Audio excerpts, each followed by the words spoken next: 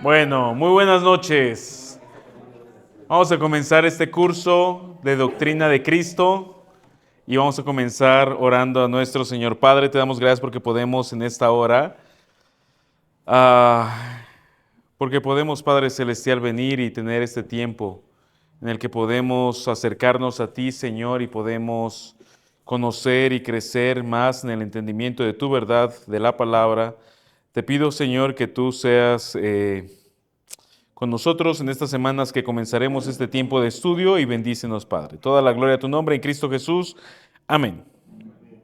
Ok, perfecto. Vamos a hablar acerca de la doctrina de Cristo. Vamos a hablar acerca de la doctrina de Cristo. ¿Quién es Jesús? Y puede sonar algo básico, puede sonar algo que debemos de ya saber, pero no está de más, ¿no? Volver a repasar los básicos y los esenciales y la profundidad de la doctrina de nuestro Señor. Entonces hoy vamos a hablar acerca de la identidad de Cristo, la doble naturaleza de Cristo, la identidad de Cristo, Jesús como Dios, Jesús como hombre.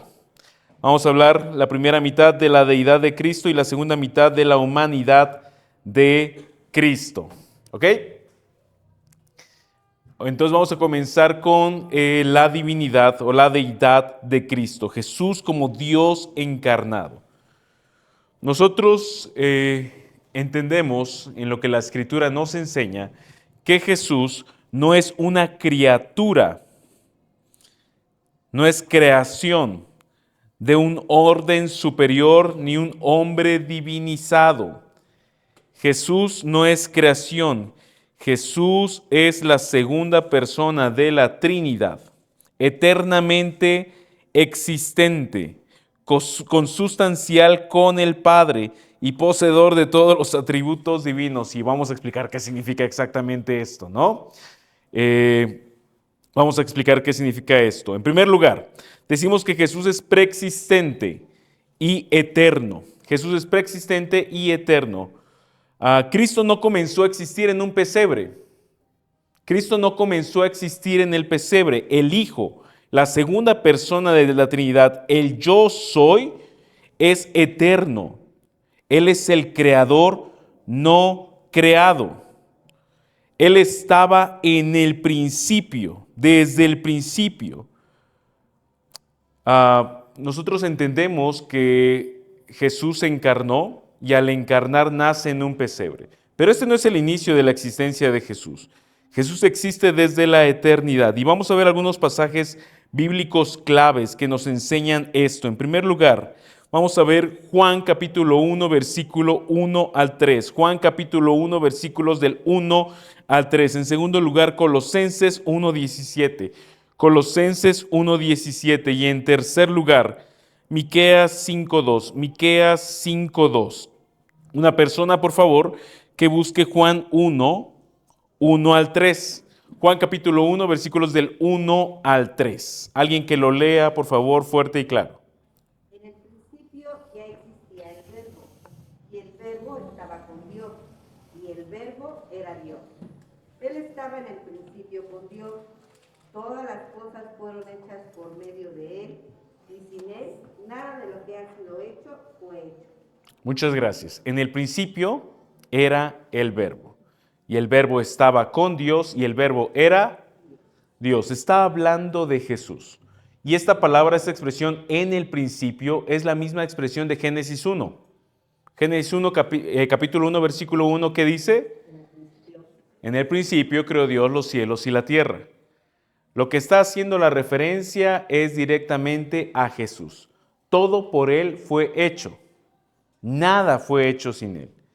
Es decir, Jesús, la segunda persona de la Trinidad, el Hijo, existe desde siempre. Él no es una criatura, no es creado, Él es el creador. ¿Quién lee, por favor, Colosenses 1:17? Y Él es antes de todas las cosas, y todas las cosas en Él subsisten. Él es antes de todas las cosas y todas las cosas en Él subsisten. Él es Dios que sostiene el universo, que sostiene todas las cosas. Él no es creado, Él es creador. ¿Y Miqueas 5:2? tú, Belén, Efrata, aunque eres pequeña entre las familias de Judá, de ti saldrá el que ha de ser gobernante en Israel. Y sus orígenes son desde tiempos antiguos, desde los días de la eternidad. Habla acerca de Belén y la promesa que de él vendrá el Mesías. Y habla de sus orígenes como orígenes desde tiempos antiguos. Jesús es Dios, Jesús es creador, Él no es creado, Él existe desde la eternidad. ¿Qué es la eternidad?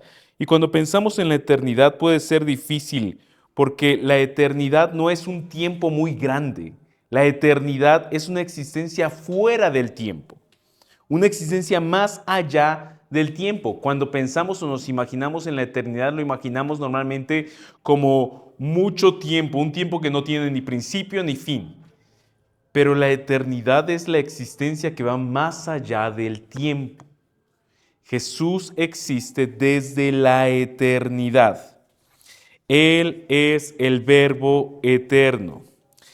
Jesús, cuando él afirma su identidad, usa una expresión que en el Evangelio de Juan las dice 7 veces. Yo soy el pan de vida, yo soy, ¿qué más dice? Yo soy el camino, la verdad y la vida. Yo soy, yo soy, yo soy. Y cuando él usa esta expresión de yo soy, no solamente es una expresión al azar, él está apropiándose del nombre de Jehová.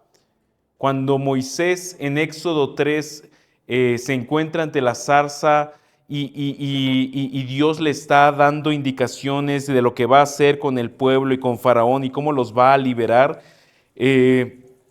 Moisés pregunta, si cuando me pregunten, ¿no? ¿Quién me envía? ¿Qué les digo? Y Dios responde, yo soy el que soy. Esa expresión que es el nombre de Dios, el nombre de Jehová, que se traduce en algunas Biblias como el Señor, Jesús está diciendo, yo soy ese Dios que desde el Antiguo Testamento se reveló a este pueblo. Yo soy el Dios que se le presentó a Abraham, yo soy el que soy. Jesús está afirmando su eternidad y su propia existencia. Jehová o Yahvé o el Señor en el Antiguo Testamento es el nombre con el que el pueblo conoce al Dios del pacto y de las promesas. Y este nombre de Jehová y de Yahvé a lo que apunta es a su propia autoexistencia. Su autoexistencia. Dios no necesita de nada ni de nadie para existir. Nosotros sí. Nosotros necesitamos 2 padres, nosotros necesitamos muchas generaciones atrás para nuestra existencia. Nosotros necesitamos a Dios mismo para existir.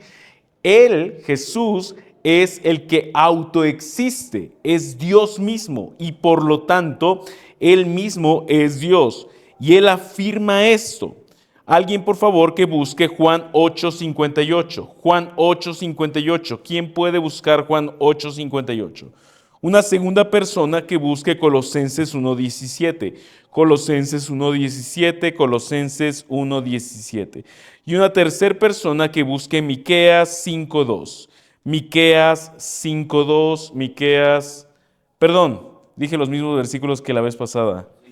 Es Juan 8:58, ese sí lo dije bien, ¿verdad? Sí. Ok. Éxodo 3:14, Éxodo 3:14 y una tercera persona que busque Isaías 43:10 y 11. Isaías 43:10 y 11. ¿Quién lee Juan 8:58, por favor? Jesús les dijo, en verdad les digo que antes que Abraham naciera, yo soy. Antes que Abraham naciera, yo soy. Y esto es lo que inquietaba a los judíos religiosos, que él afirmara ser Dios encarnado. Este era el escándalo, uno de los escándalos de Jesús con los religiosos, que él afirmaba que era mayor que David, que era anterior a Abraham mismo.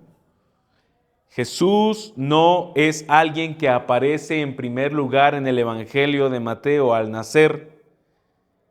Jesús está afirmando que Él es el Dios de Israel, el Señor. Alguien, por favor, que lea Éxodo 3:14. Y dijo Dios a Moisés, yo soy el que soy. Y añadió,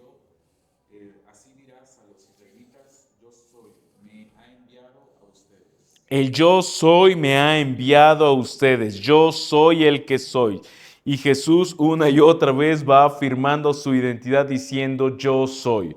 Yo soy, yo soy el camino, yo soy el pan, yo soy la verdad, yo soy la vida. Una persona más que lea por favor Isaías 43, 10, 11. Ustedes son mis testigos, declara el Señor, y mi siervo a quien he escogido, para que me conozcan y crean en mí y entiendan que yo soy. Y entiendan que yo soy. Ajá. Antes de mí no fue formado otro Dios, ni después de mí lo habrá. Yo soy el Señor y fuera de mí no hay Salvador. Yo soy el Señor y fuera de mí no hay Salvador. Isaías está afirmando que Dios es único, solo hay uno y Él es el que es. Y Jesús retoma esta cuando Él se presenta y en su ministerio público, Él se identifica a sí mismo con el Dios del pacto.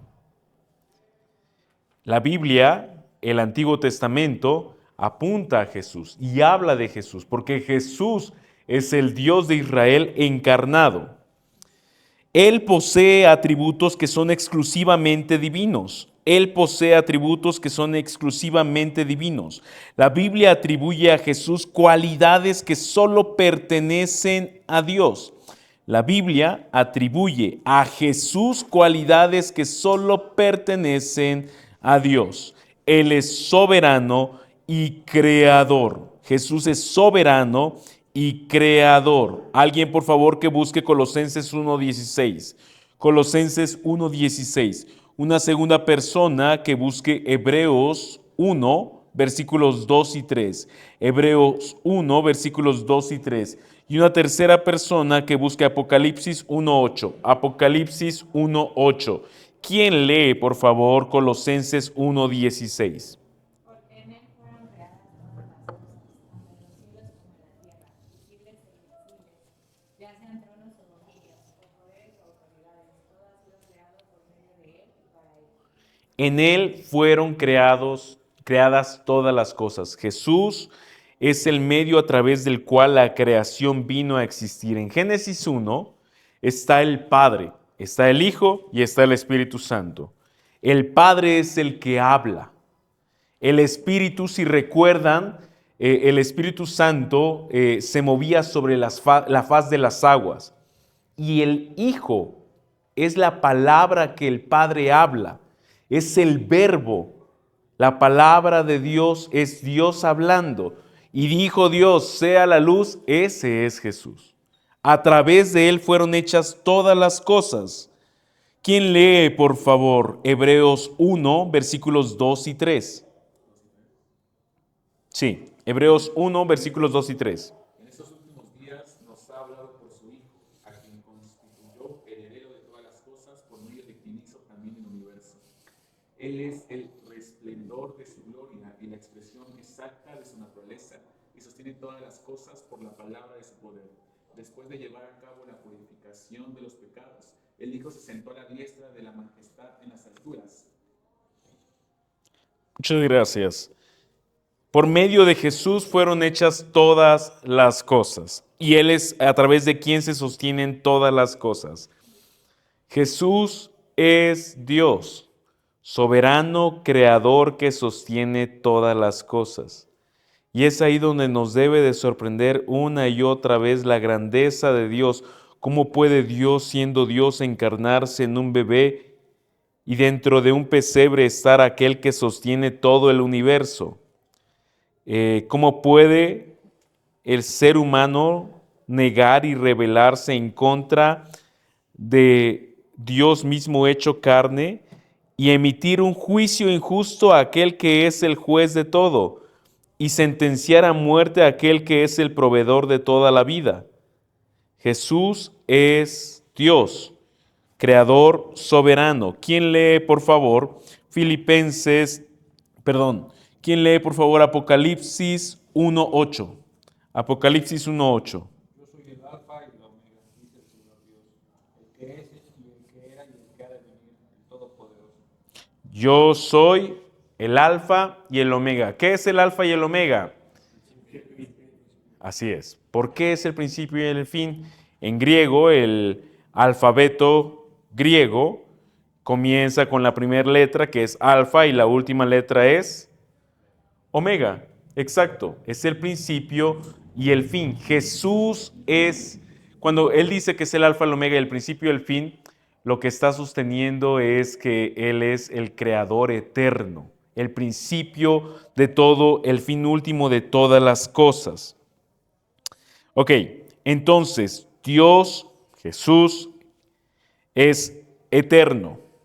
A través de Él, Él mismo se identifica diciendo yo soy con el Dios de Israel. Y a través de Él fue creado todo lo que existe. Además de esto, Él es omnisciente. ¿Qué es la omnisciencia? Esa es la omnipresencia. Está cerca. Que todo lo sabe, exacto. La omnisciencia es que todo conocimiento Él lo tiene. Él conoce inclusive los pensamientos del hombre mismo. Vamos a ir a Juan, capítulo 2, versículos 24 y 25. Juan 2, 24 y 25. Una segunda persona, por favor, que busque Mateo 9, 4. Mateo 9, 4. Una tercera persona que busque Apocalipsis 2, 23. Apocalipsis 2, 23. A Jesús se le atribuyen características, excelencias, cualidades que solamente se le atribuyen a Dios. La Biblia nos deja muy en claro que Jesús es Dios eterno, es el Dios de Israel, Él es el creador y Él es omnisciente. ¿Quién lee, por favor, Juan capítulo 2, versículo 24 al 25? Pero Jesús, en cambio, no se confiaba en ellos, porque los conocía a todos, y no tenía necesidad de que nadie le diera testimonio del hombre, porque él conocía lo que había en el interior del hombre. Él conocía lo que había en el interior del hombre. Ante todas las personas que estaban alrededor de él en su ministerio, él conocía aquello que para nosotros puede ser oculto, las intenciones del corazón, los pensamientos del corazón. Para Jesús eran claros. Jesús podía ver en su ministerio, durante su ministerio, antes de la crucifixión, podía ver con claridad las intenciones del corazón de las personas que lo seguían. Mateo 9, 4. ¿Quién lee, por favor, Mateo 9, 4? Y Jesús, conociendo sus pensamientos, dijo, ¿por qué pensáis mal en vuestros corazones? Y Jesús, conociendo sus pensamientos, les decía, ¿por qué piensan mal en sus corazones? A los detractores de Jesús, Jesús no solo podía ver la hostilidad externa, sino que conocía el pensamiento del corazón. Nadie puede engañar a Dios, nadie podía engañar a Jesús. Se le atribuye a Jesús el conocimiento del corazón del ser humano. Una tercera persona, por favor, que lea Apocalipsis 2.23. Apocalipsis 2.23. Y a sus hijos heriré de muerte, y todas las iglesias sabrán que yo soy el que escudriña la mente y el corazón, y os daré a cada uno según vuestras obras. Jesús hablando a las iglesias de Asia Menor, a la iglesia universal, a nosotros nos dice que Él es quien escudriña el corazón y que juzga conforme al corazón de manera exacta. A Jesús se le atribuyen atributos exclusivamente divinos. Entonces, retomando un poco, la Biblia afirma que Jesús es preexistente, Él es eterno, no comenzó desde el pesebre, Él es el yo soy, el Dios de Israel. En segundo lugar, se le atribuyen atributos que son exclusivamente de Dios, como la soberanía en la creación, como la omnisciencia y el conocimiento del corazón. Además de eso, Jesús recibe adoración. Jesús recibe adoración y recibe títulos que solo se le dan a Dios. En la Biblia encontramos que Jesús recibe adoración y títulos divinos. Si Jesús no fuera Dios, permitir que se le adore sería una blasfemia. Sin embargo, Él acepta la adoración de las personas y demanda adoración que solo se le debe dar a Dios. Vamos a ver algunos pasajes bíblicos que nos enseñan esto. Mateo 14:33. Una persona, por favor, que busque Mateo 14:33. Una segunda persona que busque Hebreos 1:6. Hebreos 1:6. Y una tercera persona que busque Filipenses capítulo 2, versículos 10 al 11. Filipenses 2, versículos 10 al 11. Él es adorado por hombres y por ángeles.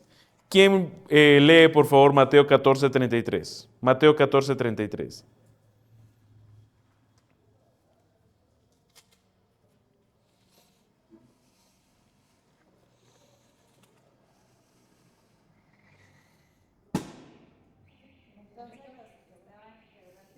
Entonces los que estaban en la barca la adoraron, diciendo, en verdad eres hijo de Dios. Los que estaban en la barca le adoraron diciendo, en verdad eres hijo de Dios. Él fue adorado y recibió tal adoración. ¿Quién lee, por favor, Hebreos 1:6? Hebreos 1:6. Y de nuevo, cuando trae al primogénito al mundo, dice, y adórenle todos los ángeles de Dios. Otra vez, por favor. Y de nuevo, cuando trae al primogénito al mundo, dice, adórenle todos los ángeles de Dios. Ok, al primogénito, a Jesús, se dice que le adoren todos los ángeles de Dios. Y Filipenses 2, 10, 11. Para que al nombre de Jesús se doble toda rodilla de los que estén en el cielo y en la tierra y debajo de la tierra, y toda lengua confiese que Jesucristo es el Señor, para gloria de Dios Padre. Amén. Ante Jesús se dobla toda rodilla de todo lo creado y toda lengua confiesa que Jesús es el Señor. Algunas versiones del Antiguo Testamento dicen Jehová. Algunas versiones más contemporáneas dicen Señor. Jehová y Señor, que es Yahvé, se traduce en griego como el Señor. Cuando está hablando el apóstol Pablo a la iglesia de los Filipenses, en el capítulo 2, versículos 10 y 11, que Jesús es el Señor, está diciendo Jesús es el Dios de Israel.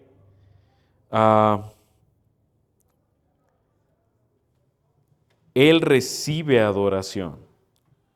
Él recibe adoración. Y esto es algo que le escandalizaba a los religiosos contemporáneos de Jesús. Esta es una de las razones por las cuales a él le decían blasfemia. Jesús perdona pecados. Y los religiosos decían, ¿por qué perdonas pecados? Si los pecados solamente los puede perdonar Dios. ¿Estás acaso implicando que tú eres Dios? Y ese era uno de los escándalos con Jesús, su identidad. Él no solamente no solamente fue un gran maestro, no solamente fue un gran profeta, no solamente fue un gran hacedor de milagros, Jesús era Dios encarnado. Jesús era Dios encarnado. A él se le atribuyen títulos de deidad absoluta, llamándole explícitamente Dios y Señor de señores. Una persona, por favor, que busque Tito, capítulo 2, versículo 13. Tito, capítulo 2, versículo 13. Una segunda persona que busque Romanos 9:5. Romanos 9:5. Y una tercera persona que busque Juan capítulo 20, versículo 28. Juan capítulo 20, versículo 28.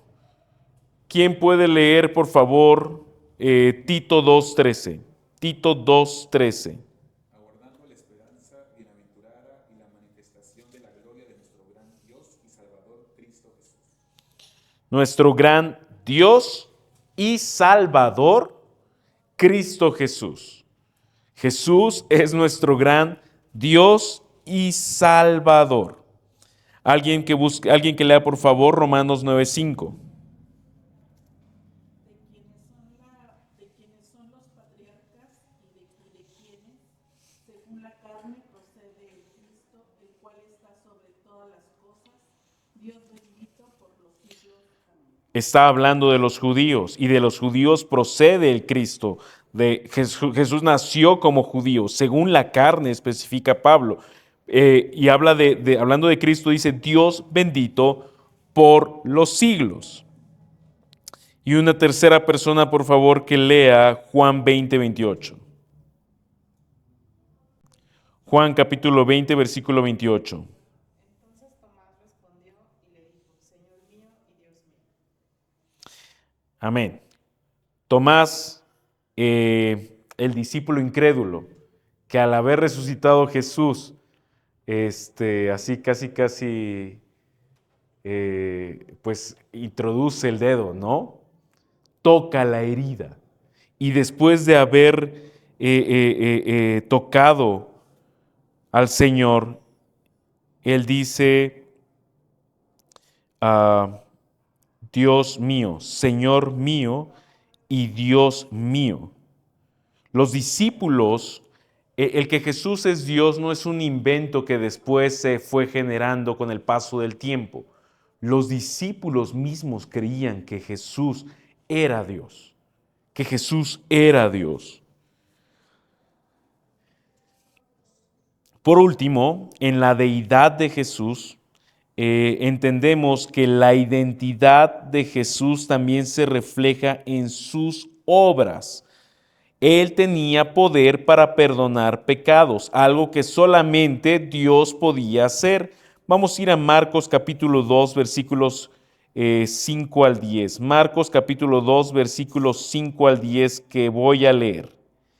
Marcos capítulo 2 está Jesús con un paralítico y al ver, dice la Biblia, viendo Jesús la fe de ellos, dijo al paralítico, Hijo, tus pecados te son perdonados. Pero estaban allí sentados algunos escribas, los cuales otra vez pensaban en sus corazones, porque éste habla así, está blasfemando. ¿Quién puede perdonar pecados sino solo Dios? Al instante Jesús, conociendo en su espíritu que pensaban de esa manera dentro de sí, les dijo, ¿por qué piensan estas cosas en sus corazones? ¿Qué es más fácil, decir al paralítico, tus pecados te son perdonados, o decirle, levántate, toma tu camilla y anda?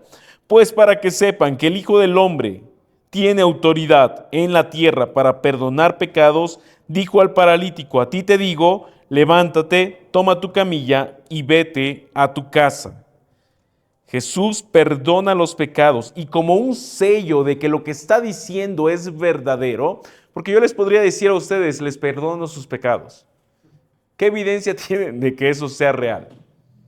No hay ninguna.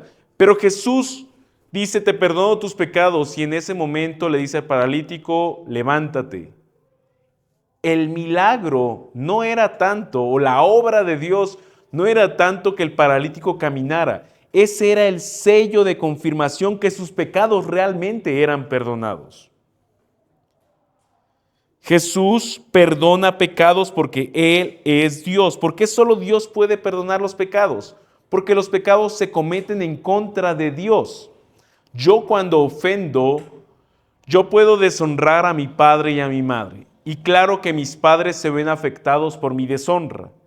Pero mi pecado es en primer lugar en contra de Dios.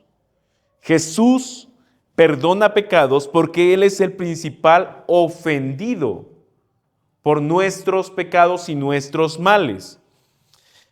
Vamos a leer también Colosenses 3:13, alguien que lo busque, Colosenses 3:13 y Lucas 7:48. Lucas 7:48.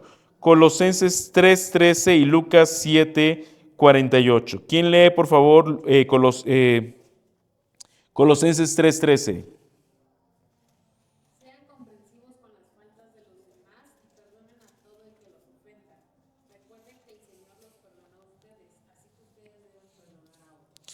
Perdónense unos a otros si alguien tiene queja contra el otro, como Cristo los perdonó. ¿Por qué nuestra seguridad y nuestra certeza está en el perdón que Cristo otorga? Porque Él es Dios. Si Él no fuera Dios, el perdón no nos lo podría asegurar Él, porque la ofensa no sería en contra de Él, pero al Él ser Dios, nuestros pecados están perdonados. ¿Y quién lee, por favor, Lucas 7:48? Entonces Jesús le dijo a la mujer, tus pecados han sido perdonados.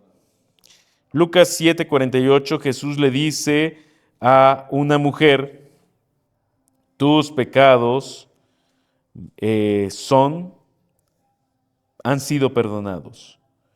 Te digo que tus pecados, que son muchos, han sido perdonados. Jesús perdona pecados porque Él es Dios. Además de eso, en sus obras no solamente está el perdón de los pecados, sino que también está la autoridad sobre la vida y sobre la muerte. Él tiene autoridad sobre la vida y sobre la muerte. Vamos a ir al Juan capítulo 10, versículos 17 y 18. Juan capítulo 10, versículos 17 y 18. Juan capítulo 11, versículo 25. Juan capítulo 11, versículo 25. Y Primera de Corintios 15, 20 al 25. Primera de Corintios 15, 20 al 25. ¿Quién lee, por favor, Juan capítulo 10, 17 y 18? El Padre me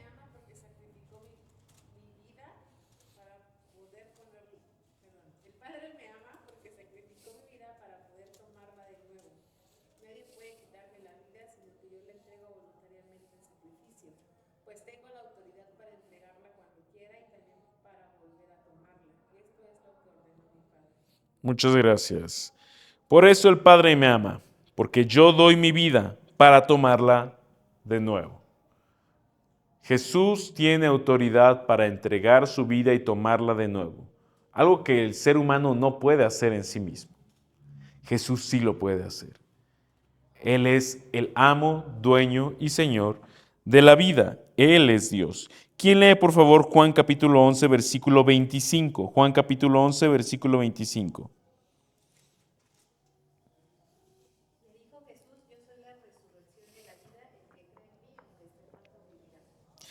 Yo soy la resurrección y la vida. El que cree en mí, aunque muera, vivirá.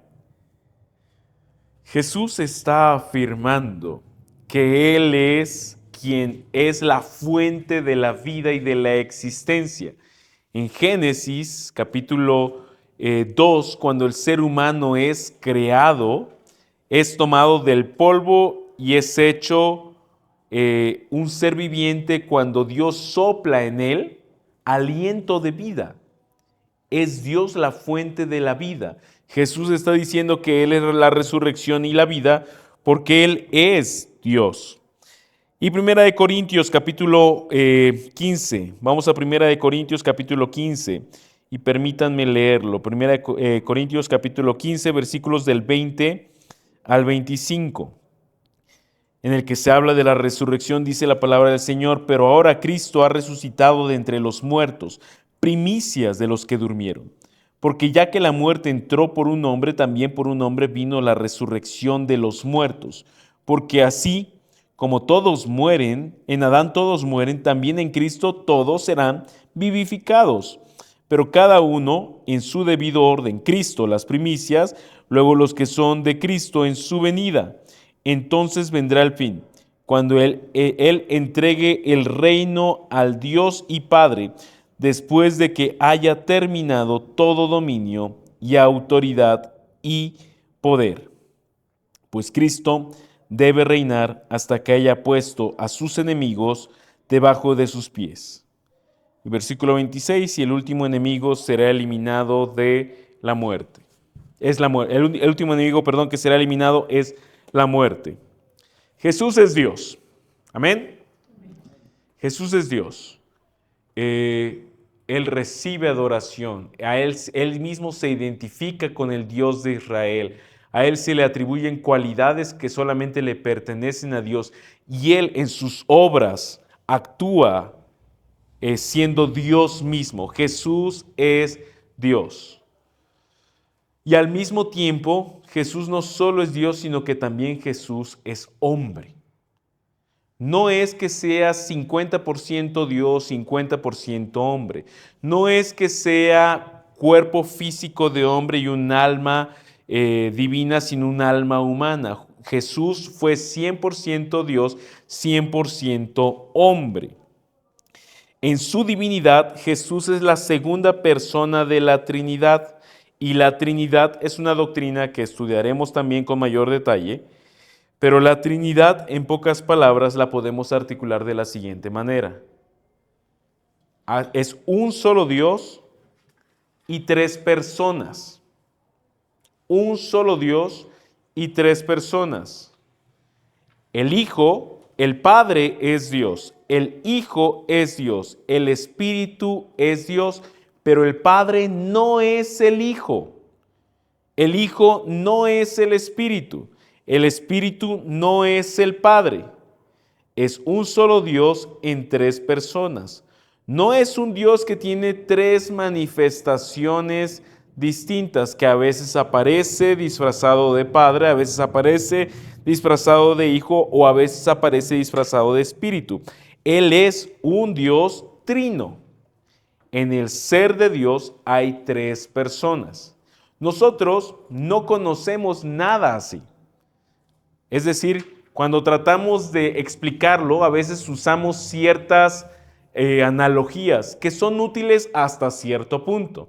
Hay quienes dicen, bueno, es que Dios es como el agua. H2O es la fórmula y hay líquido, sólido y gaseoso. Y nos ayuda a comprender un poco más cómo puede ser un Dios y tres personas a la vez. Pero toda explicación siempre se queda corta en un punto. Porque a final de cuentas no hay nada como nuestro Dios. Estamos hablando del ser de Dios. Lo que sí podemos entender es que Jesús es Dios. Jesús es Dios. Jesús es hombre también. Jesús es hombre. Para ser nuestro Redentor, Jesús asumió la naturaleza humana real, completa y verdadera, compuesta por cuerpo físico y alma racional, siendo en todo semejante a nosotros, pero sin pecado, para actuar como nuestro Redentor legal, nuestro sustituto sacrificial y nuestro ejemplo de santidad. Jesús tenía en primer lugar un cuerpo real, físico.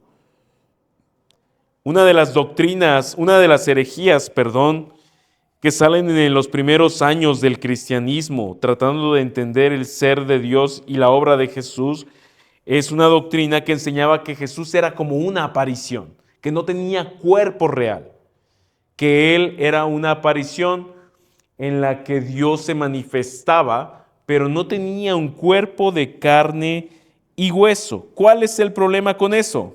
¿Cuál es el problema con eso? ¿Por qué Jesús necesitaba un cuerpo para la cruz? Claro, sin un cuerpo, la crucifixión no tendría sentido.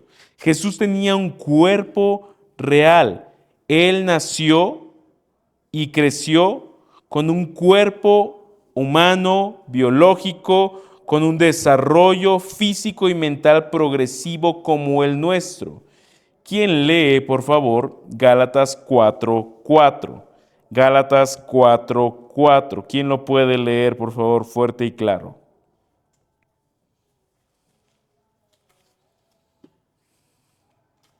Pero cuando vino la plenitud del tiempo, Dios envía a su Hijo, nacido de mujer, nacido bajo la ley. Jesús nació de una mujer en cuerpo físico real y nació como un bebé, necesitado de todas las atenciones que un bebé requiere. El misterio de la encarnación, y recuerden que un misterio en teología, en doctrina, no es algo escabroso, no es algo de miedo. Misterio lo que significa es algo no revelado. El misterio de la encarnación es cómo puede Dios, creador del cielo y de la tierra, cómo puede la segunda persona de la Trinidad, el Hijo, encarnar, asumir las limitaciones físicas de un cuerpo físico. Y de un alma física también, un alma humana, perdón. Jesús experimentó hambre, sed, cansancio y dolor, demostrando que realmente era hombre. ¿Quién lee, por favor, Juan capítulo 19, versículo 28? Juan capítulo 19, versículo 18.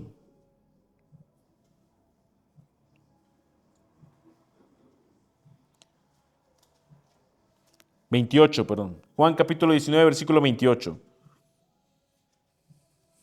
Después de esto, sabiendo Jesús que todo ya se había consumado, para que se cumpliera la escritura, dijo: tengo sed.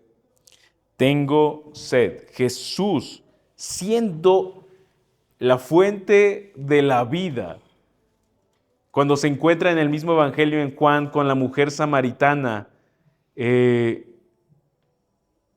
dice Jesús a la mujer, ¿no? Si supieras quién soy, me pedirías a mí de beber del agua y de ti correrían ríos de agua viva. Jesús está experimentando sed, siendo Él la fuente de toda saciedad. Él experimenta sed, cansancio y dolor. Su muerte no fue ilusoria, su muerte fue real. Ahí mismo, en el capítulo 19 de Juan, versículos del 30 en adelante, dice lo siguiente: entonces Jesús, cuando hubo tomado el vinagre, dijo: consumado es, e inclinando su cabeza, entregó el espíritu. Los judíos, como era la Pascua del día de la preparación, el día de preparación para la Pascua, a fin de que los cuerpos no se quedaran en la cruz el día de reposo, porque ese día de reposo era muy solemne, pidieron a Pilato que les quebraran las piernas y se los llevaran. Fueron pues los soldados y quebraron las piernas del primero y también las del otro que había sido crucificado con Jesús. Y cuando llegaron a Jesús, como vieron que ya estaba muerto, no le quebraron las piernas. Pero uno de los soldados traspasó el costado de la lanza, el costado con una lanza, y en ese momento, al momento salió sangre y agua.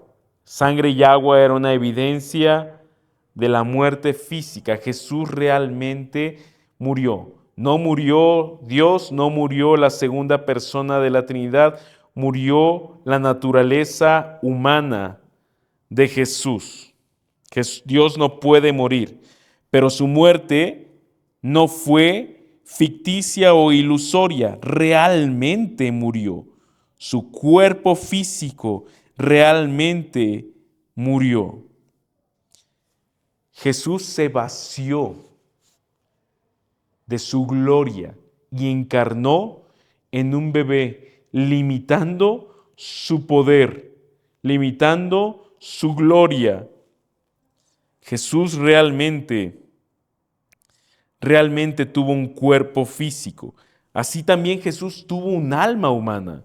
Jesús realmente tuvo un alma humana. Una de las herejías también que surgieron en los primeros siglos de la iglesia era que Jesús era como un cuerpo físico que Dios poseía, como si fuera un guante que se ponía Dios y que Dios actuaba por medio de este guante que era el cuerpo físico de Jesús.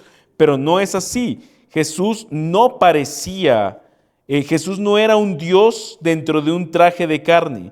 Poseía una voluntad humana, con una mente humana y con emociones humanas. Jesús sintió profunda tristeza, compasión y asombro.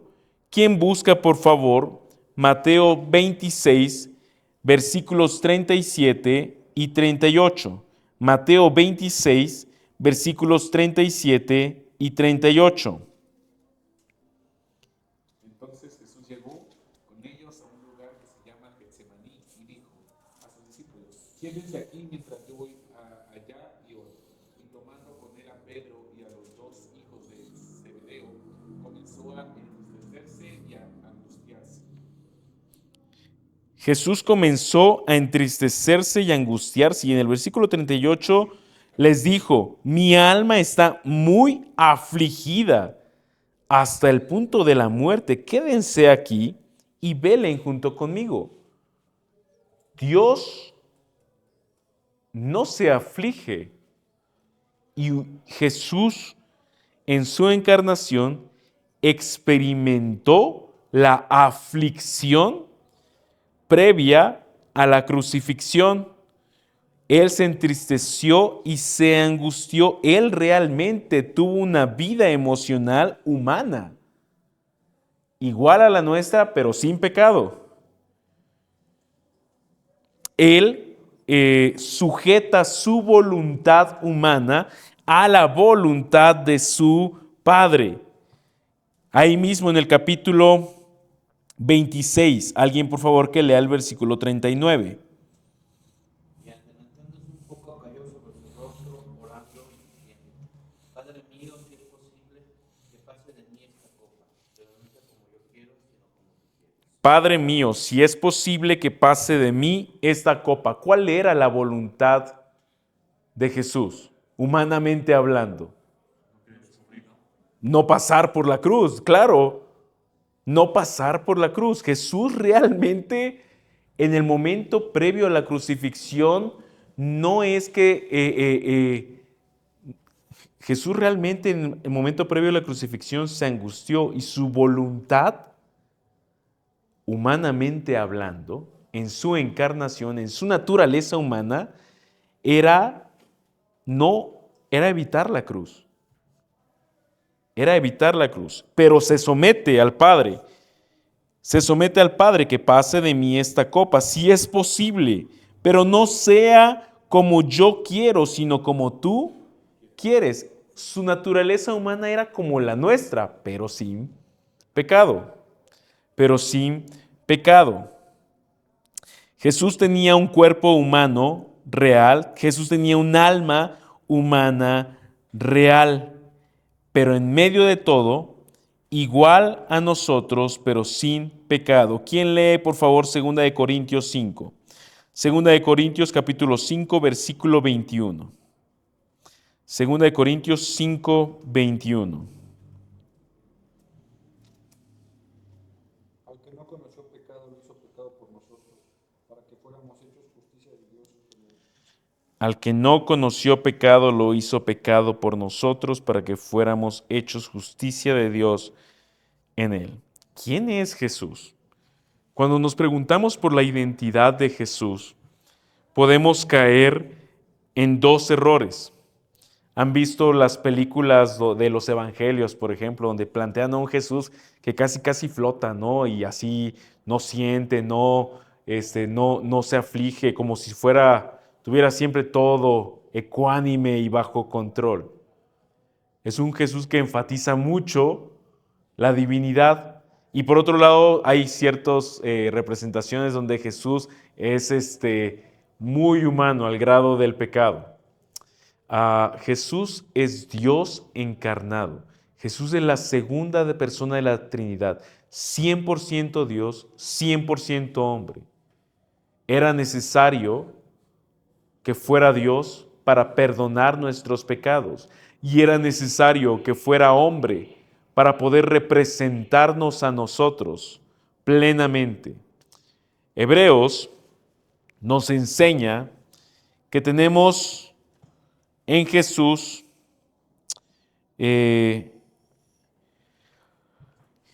Hebreos capítulo 4. En el versículo 14 dice: teniendo pues un gran sumo sacerdote que trascendió los cielos, Jesús, el Hijo de Dios, retengamos nuestra fe, porque no tenemos un sumo sacerdote que no pueda compadecerse de nuestras flaquezas, sino uno que ha sido tentado en todo como nosotros, pero sin pecado. Por tanto, acerquémonos con confianza al trono de la gracia para que recibamos misericordia y hallemos gracia para la ayuda oportuna. ¿Quién es Jesús? Jesús es Dios encarnado, 100% Dios, 100% hombre. ¿Cómo funciona eso exactamente? Es algo que Dios no nos ha revelado. Es algo que Dios no nos ha revelado. No adoramos a un ser humano, a un profeta, a un gran maestro. Adoramos a Dios hecho carne. Y no hemos sido salvados por un Dios que no se pueda compadecer de nosotros.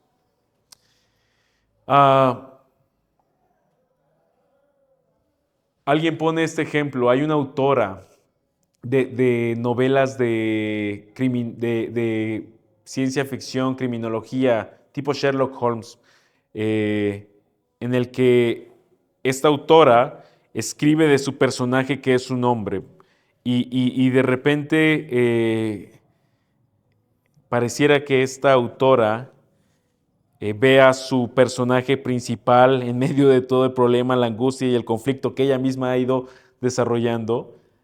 Y un pastor llamado Tim Keller dice que ella parece que se enamora de su personaje que ella misma creó. Y entonces se escribe ella misma en la historia. Y entonces ella se escribe y crea un personaje que es ella, que tiene características y cualidades como ella. Y dentro de la historia, esta personaje salva y redime a su personaje que ya estaba perdido. Y parece que la historia de la redención es similar. Dios nos creó y en su soberana voluntad permitió el pecado. Y viéndonos en nuestra miseria, en nuestra maldad, Dios de tal manera amó al mundo que ha dado a su Hijo, quien entró en la historia. Entró como un hombre verdadero, Dios hecho carne, para redimirnos a nosotros de nuestra maldad. Jesús es Dios encarnado. Amén. Terminemos esta clase. Padre, te damos gracias porque tú eres bueno. Pedimos tu bondad sobre nuestras vidas. Ayúdanos, Señor, a entender cada vez un poco más tu gran amor por nosotros. Que sin mérito alguno nos has amado a través de la obra de Cristo, que dejó su trono, su corona, su gloria por venir a nacer en un pesebre y redimir a pecadores en una cruz. Gracias, Padre, porque necesitábamos un Salvador que solamente podía ser Dios, y así lo fue. Y necesitamos un Salvador que fuera hombre para redimirnos y representarnos, y así lo fue. En la cruz, en ese momento climático de la historia, no había en una cruz, no había solamente un hombre, era Dios encarnado. Y te damos gracias porque a través de sus heridas nosotros somos sanados. Gracias, Señor, porque te has revelado a nosotros y en los últimos días, Señor, lo haces a través de Cristo, la imagen del Dios invisible, el primogénito de la creación, a través de quien todas las cosas son creadas y por quien todas las cosas subsisten. Él es el camino, la verdad y la vida, y es alguien que se compadece de nuestra debilidad, que estando en gloria, asumió nuestra naturaleza humana para sentir hambre, frío, para experimentar la angustia e inclusive la muerte en nuestro lugar. Qué gran Dios tenemos, Señor. Gracias, Padre, por toda tu bondad. Gracias por Cristo. En su nombre oramos. Amén.